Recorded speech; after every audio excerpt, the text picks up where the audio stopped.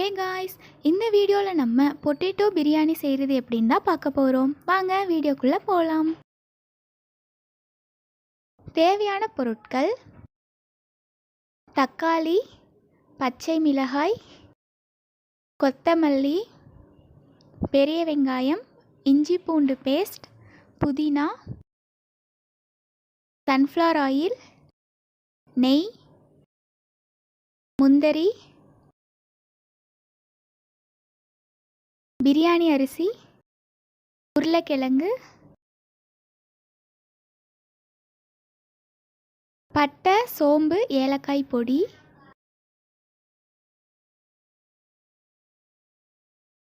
Biryani masala, chicken masala, தயிர், உப்பு. இப்போ வாங்க எப்படி செய்கிறதுன்னு பார்க்கலாம்.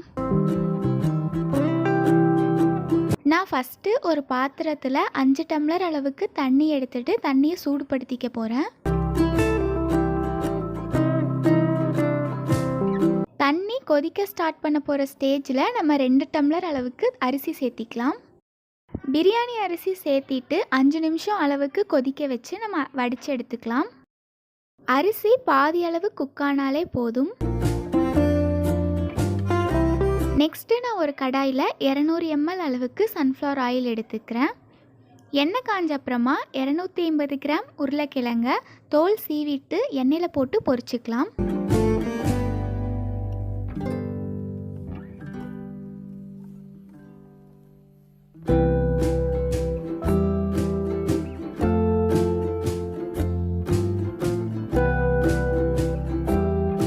நல்லா இந்த மாதிரி கோல்டன் ப்ரௌன் கலர் வந்துடணும்.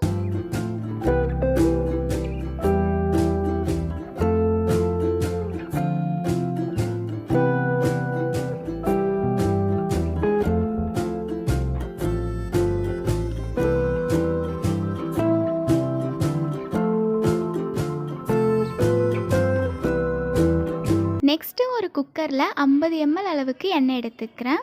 1 ஸ்பூன் அளவுக்கு நெய்யும் சேர்த்திக்கிறேன்.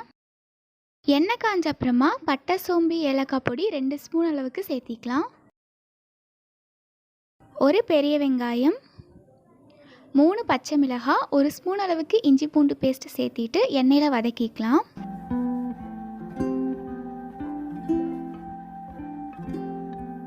நாலு தக்காளி சேர்த்திக்கிறேன்.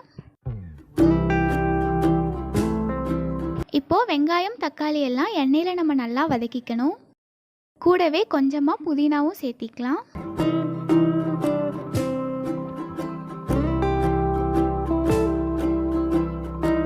வெங்காயம், தக்காளியெல்லாம் நல்லா வதங்கின அப்புறமா நம்ம ஃப்ரை பண்ணி வச்சுருக்கிற பொட்டேட்டோவை சேர்த்திக்கலாம்.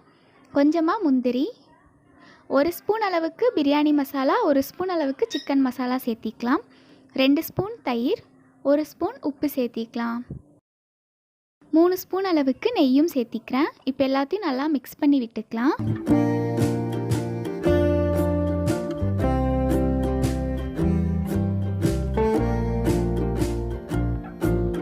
அரை டம்ளர் அளவுக்கு தண்ணி சேர்த்திட்டு கொதிக்க வச்சுக்கணும்.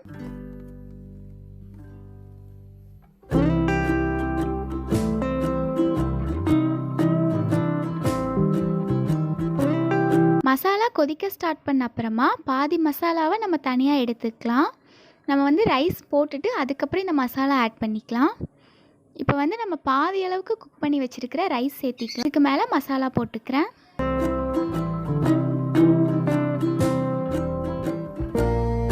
கொஞ்சமாக கொத்தமல்லி சேர்த்திட்டு ஒரு விசில் வர அளவுக்கு குக் பண்ணிட்டா போதும்.